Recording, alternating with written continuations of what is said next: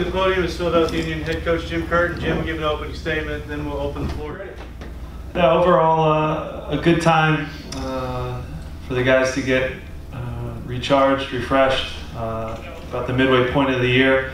Again, some things to look back on, some positives, some negatives, certainly some things we can still improve and work on. Just a quick snapshot, and this is a very brief one, but offensively, probably come up a little short in terms of the quantity of chances that we've created and shots that we've created specifically, but the quality of those shots, and Opta has data points that speak to this. We come out tops in the league in terms of where we're getting our shots from. So that part is good, but we need to really improve the overall volume and quantity of those shots. So again, still things to work on offensively in terms of getting our outside backs more forward into the attack, creating more chances, being clinical in front of goal. When you do have opportunities even on the counterattack on the road where it's difficult, like in Kansas City, having that killer instinct in front of goal is something we'll continue to work on. Overall team defensively, I think a good first half of the year. You look at the data points, the goals against, third in the league in terms of from the run of play, and fifth in the league, overall. So in a good spot in that regard. Goal differential is strong, and the trend and the result of now having what's considered a good season, a playoff type season, versus not. Goal differential has told a true story in our league and obviously in leagues all over the world. So continue to work on that. Again, good for our guys to get away. I gave them 3 days off to recover. They've come back fresh, recharged, and eager to get going in the second half. It's very fortunate that we have a great opponent in Swansea coming in on the weekend to get us ramped up, back up to speed. It could be tricky if you come back and you have to jump right into an MLS schedule and play, Montreal, for example, right off the bat. So good to have that game against a really good opponent in Swansea in our home building, which is good.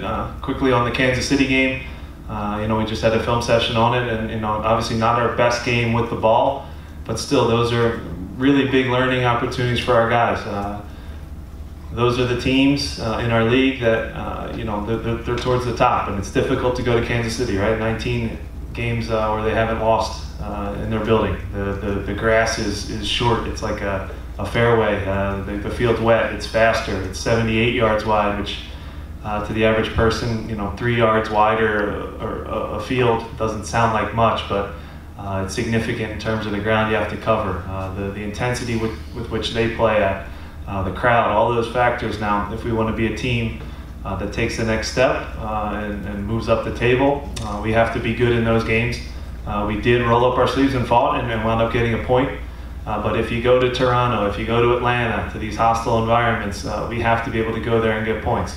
The positive is in our last 10 games, which is a pretty big sample size, we're 6-3-1. That's the pace we have to play at the remainder of the season if we want to be in that tier of teams that I just mentioned briefly in passing. So we have a group that's capable of doing it. Our margins are small for error, for sure, but at the same time, when everybody's on the same page and pushing together, we've shown we can play with anybody.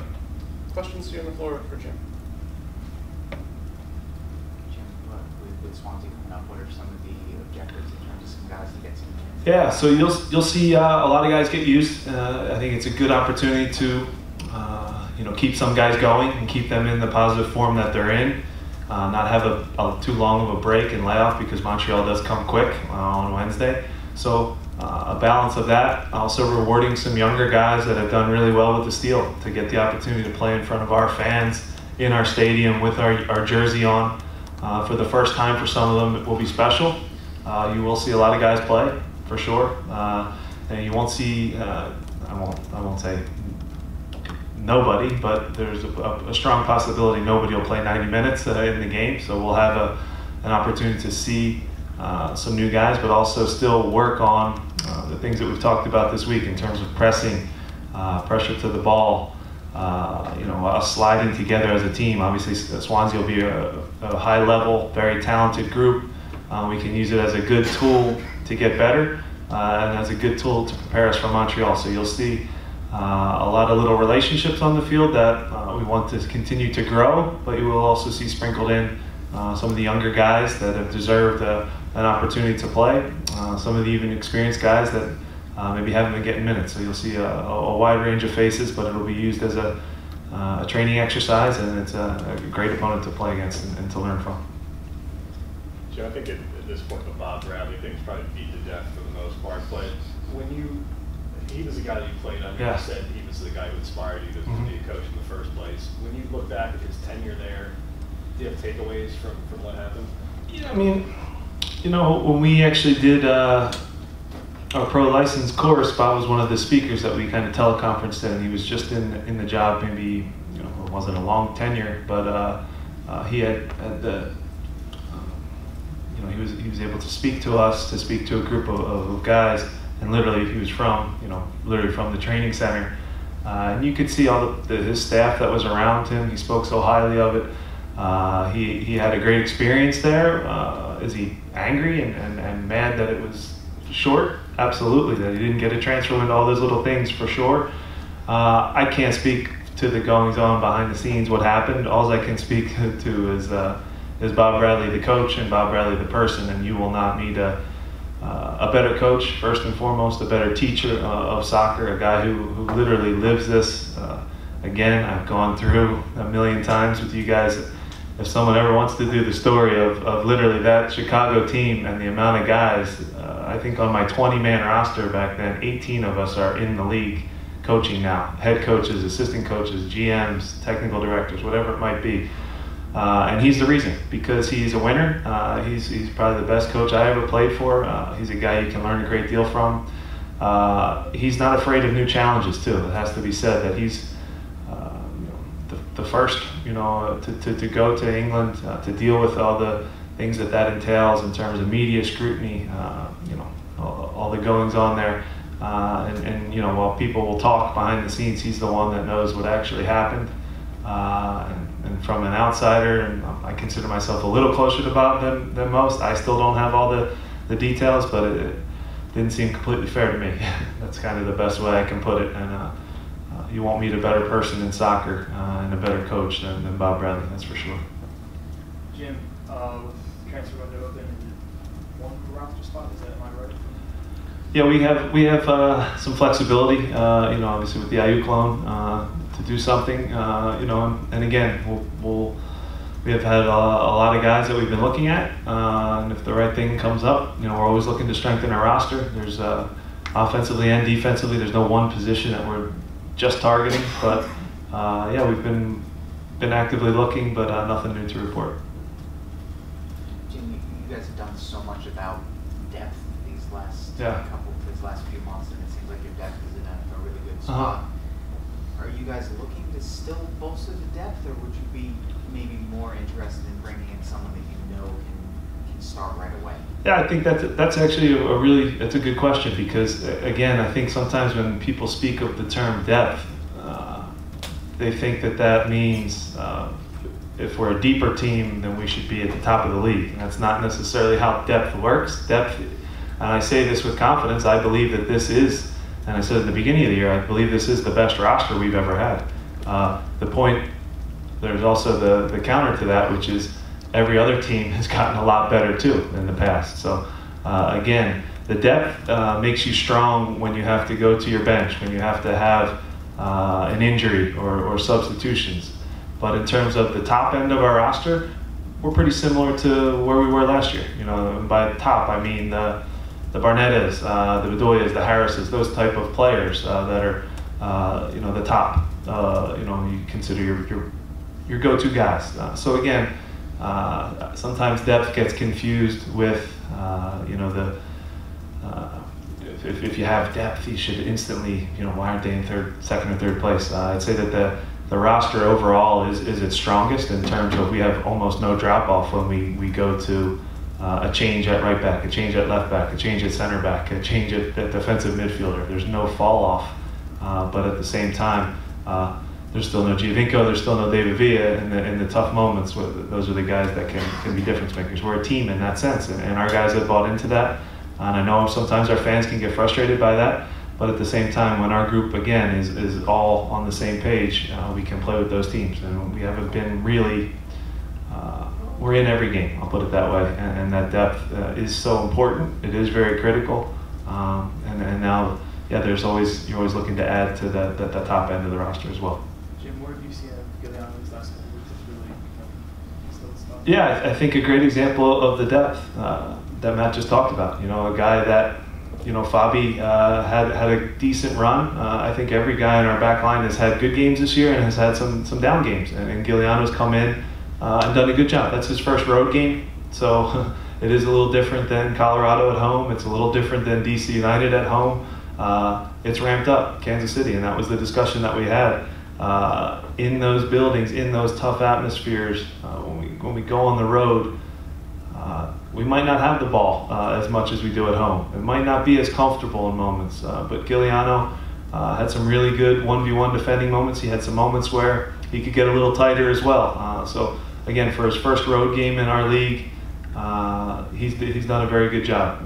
And I guess you could even factor in, well, if you look across the back line, you know, it's a 60 grand guy, a 60 grand guy, a 60 grand guy. You know, they're doing a heck of a lot of good things. And again, we defend as a team, but at the same time, you know, whether it's a Jack Elliott, you know, Gooch, you know, Richie Marquez, Josh Aro on a GA contract, there's not a lot of money allocated into that area of the field in this group, and they're doing a darn good job squeezing out results and getting shutouts for us. So Giuliano is a part of that as well. Done a good job. What did you think of the moment between Sanchez and Gooch? Yeah, it's a red card. I mean, literally, we had a meeting at the beginning of the year. I didn't see it live, but when you see the still shot of a guy's hand on the guy's throat, it's a straight red card. And again, it's always interesting in the meetings at the beginning of the year. It was zero tolerance, hands to the face is a straight red. But again, in the heat of the moments, when referees sometimes maybe don't want to drastically change games, he chose not to. But I'd imagine, and again, it's a little slower process this week because there's no MLS games, so the disciplinary committee is maybe more casually or slowly meeting. But if that's not a suspension, I'd be shocked. You know, I'd be really, really shocked.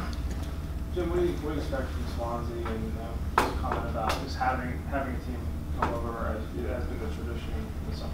Yeah, it's great. Again, it's good for our guys to test themselves against you know, a team that's in the top league in I won't say the top league in the world because I like the Bundesliga too, but in the top league. So again, it's the one that's on TV the most here. It's the names that they see, they read about. To test themselves against these guys is a big opportunity for them. And again, this will sound, I don't want people to run with this, but you're always a great game away from catching someone's eye as well. So it is an opportunity if a CJ or if somebody has a big game, there's scouts, there's different eyes on this game that are maybe different for when we play against New England in August. You know what I mean? So there's a big opportunity for guys. It's one that usually brings the best out of our league's players, whether it's the young guys with not a lot of experience, whether it's older guys that are experienced, because you always, as a pro athlete, you want to test yourself against the best. And these guys earn a heck of a lot of money to do what they do, and they earn it because they deserve it, because they do something better than what most people in this world can do, and that's play soccer. And some people get pissed because they kick a ball for a living, but the market's the market. You know, you see what some of their players are currently on the market for. A big one, obviously, going on right now in their own team. A guy that could get transferred for as much as the stadium costs. So again, there's big changes in that league, and it's good for our guys to test ourselves against a team like Swansea. Are there any injury updates? Healthy, you know, I can say, other than Fabian Herbers, who's getting an MRI on an abdominal issue that he has. Everybody was in training today, participated fully. Obviously, Mo's still a ways away, but he's still out there with the group. But Fabian was the only one absent today, and it's an ab issue that he has. That's unrelated to the original. It looked like he was back from the original. Yeah. I'll never say they're unrelated because I always feel like there's a overcompensation issue, and yeah, he has some pain in the abdominal area. We thought we were past it, but I guess you'd call it a setback, and he's getting an MRI as we speak right now. Hopefully it comes back with positive results, but yeah, disappointing because once he gets going, he's so good, but injury issues that are adding up. Jim, you mentioned goal differential in the open. Yeah.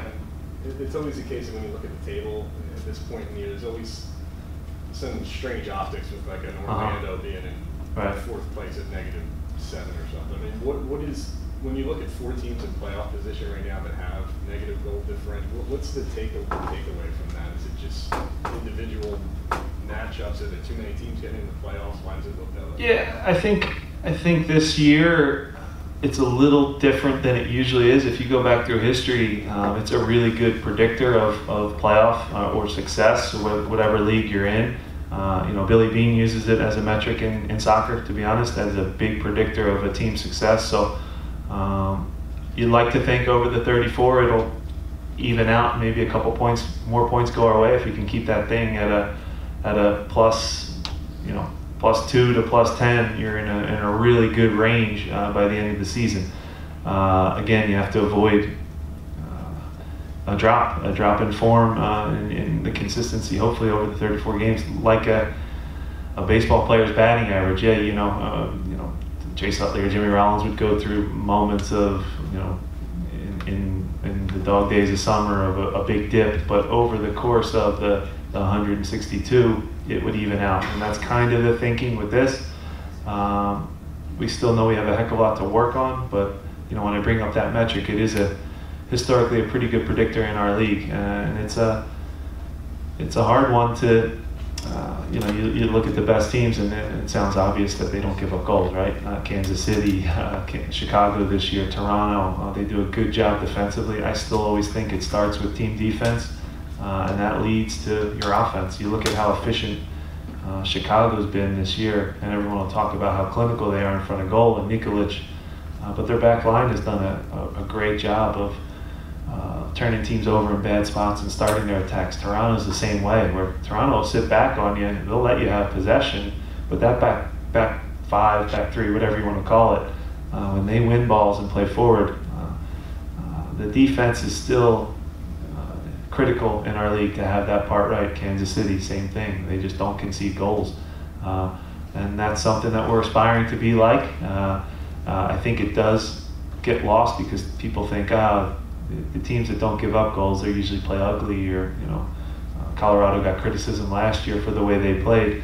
But I believe that you can have teams that are good defensively, that it leads to attractive attacking soccer. We're not perfect there at all. We have to improve, but some things are trending like goal differential in the right direction. Doesn't mean we're guaranteed to all of a sudden finish 4th or 3rd in the table, but we will be in every game if we can keep that thing around where it's at right now. Jim, just to go back to the transfer window again. Both Lucinho and Villanova, their contract expires at the end of the year, right? There's options. There's options. Yeah. So essentially, yeah. Is it fair to say that number 10, maybe a long-term solution with number 10, is that something that's on your radar, or is that one of the possibilities? Yeah, of course, it's possible. It's a position that everybody in the world's looking for. Again, it's a hard one to find the perfect player. The combination of attack, a combination of playing a final ball, a combination of doing the defensive work and cutting passing lanes off, doing all those things. Roland is in really good form right now, and he's been doing it very well. We'll have discussions in terms of what's best for him and for the club moving forward, and that'll be more towards the end of the year once we get through the final games. Lucinho would be the same way. I've asked him to come in and play the 10, not a position he's played much in his career. Has had some really good games and good moments at it, and also has had some disappointing ones where he maybe loses some passes in bad spots, doesn't make the final ball. When we have opportunities, even in the Kansas City game where we're 3-on-3 from midfield, and it's dribble when you should pass and pass when you should dribble. Is that all his fault? Absolutely not. But you see some of the the good and the bad. So there's decisions to be made at the end of the year. They aren't made right now because there's still half a season left, and a lot will be told by the 90 minutes on the field for everybody in terms of where we're at for next year. But I like the group. I like all the players. I think it's a strong group. If we're able to add something, that's a bonus. But at the same time, I believe in the group that we have. And if we can keep the confidence going, the good team defending going, I believe that we can continue the pace that we're on right now, and that will lead to being back in the playoffs.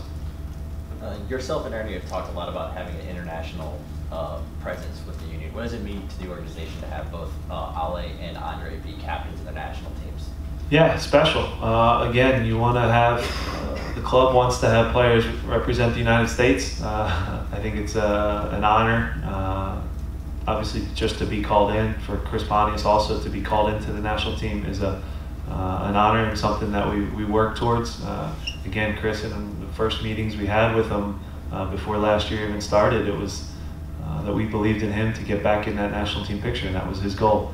He achieved that. For Ali to be captain in a game there is special.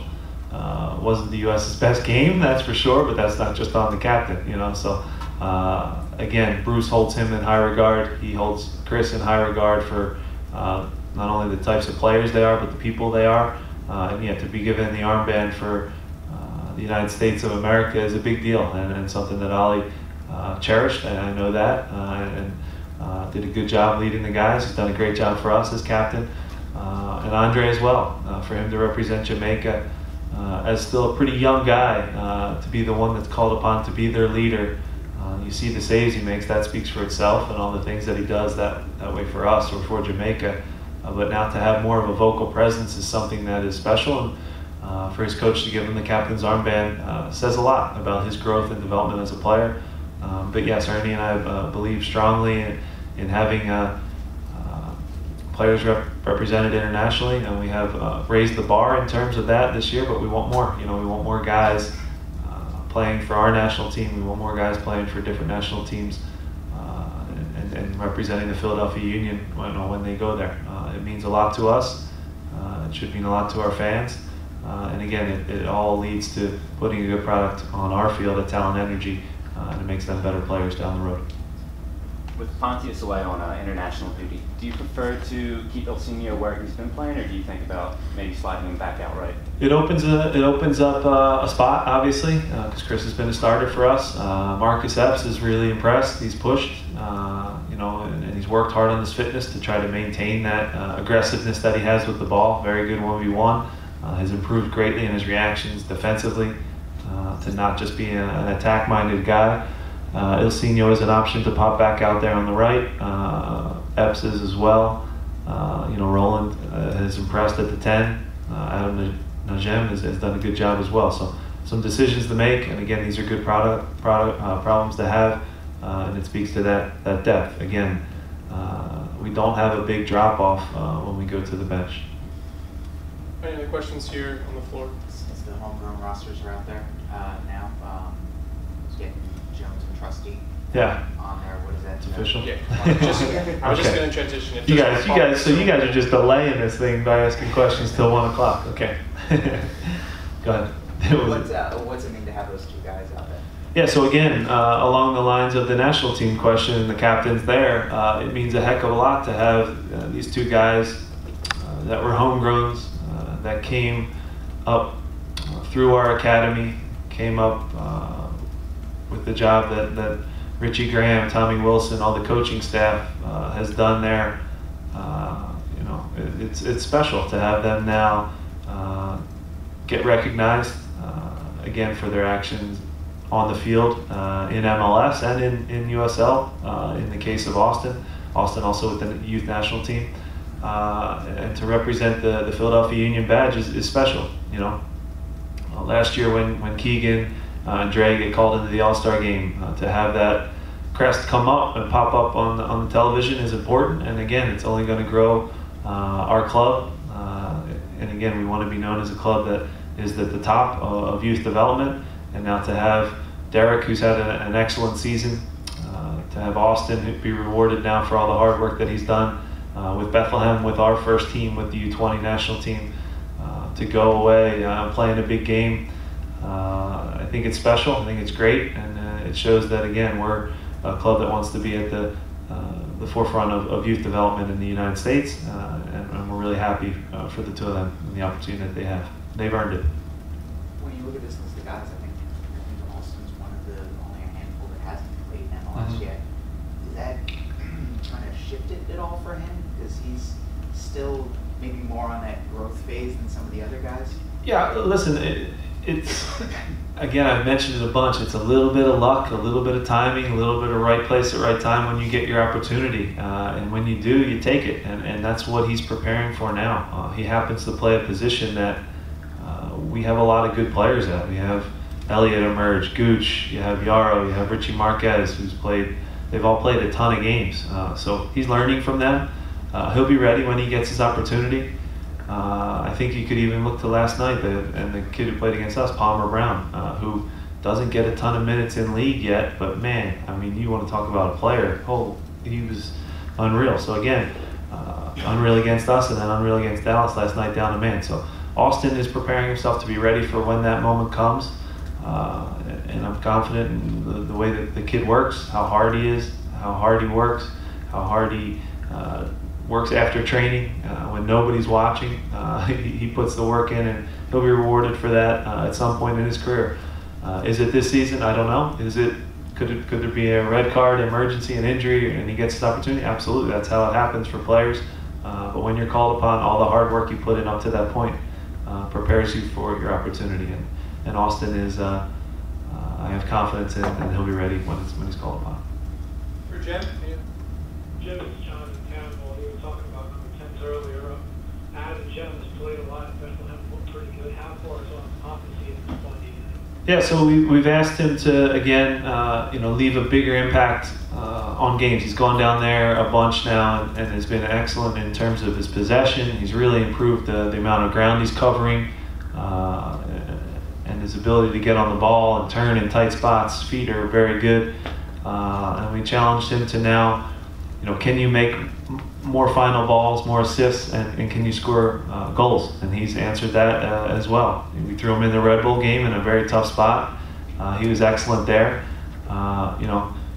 When you have Harris, when you have Bedoya, when you have Alberg and Ilsinho, he's also in a crowded midfield, but he's left a very good impression and is a guy that you'll definitely see against Swansea for sure. And again, he's earned that opportunity. Trust me when I say some very close decisions for him starting in MLS have kind of gone against him, and that's part of being a pro soccer player. But he's done a great job staying sharp, and he's a guy that I'm very high on. The club is very high on, Ernie believes in as well, and a guy that has a very bright future at the club. I know everybody wants to see it right away, but sometimes the timing or a decision maybe goes against them and prevents that. But he'll be ready. Again, another guy that is young, is eager to impress, and has a ton of talent. And also, you mentioned at the start there'd be some guys from Bethlehem, some really younger guys who might get a shot in this game. The Crystal Palace game last year was one where you gave Derrick Jones sort of a taste of big time in his union debut. Might Anthony Montana be one of those players this weekend? I don't want to give you credit, but yeah, that's a possibility of getting into my head right now. But yeah, it's something that we've discussed and thought about, and it makes me think that somebody in my staff is talking to you. I'm just kidding. Okay, caught me off guard. Yeah, he's a guy that, again, we're high on. Has done a good job in games for Bethlehem. Young kid that fits the mold of what we want a Philadelphia Union midfield player to look like. And again, there's a guy that does a lot of things right, does all the simple things with high intensity, doesn't make mistakes, is a real soccer IQ and a soccer brain, and is certainly a guy that we've talked about being in and around the first team a lot. He's getting close. Anything else on the experience you got with your team playing these international matches?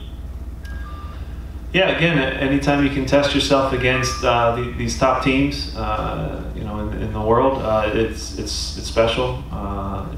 They play in a top league. Obviously, have a wealth of resources. Have a good team. Have good players all around them from all over the world. So when our guys, step on the field, they want to show that they belong. The margins in soccer aren't as far off as people think.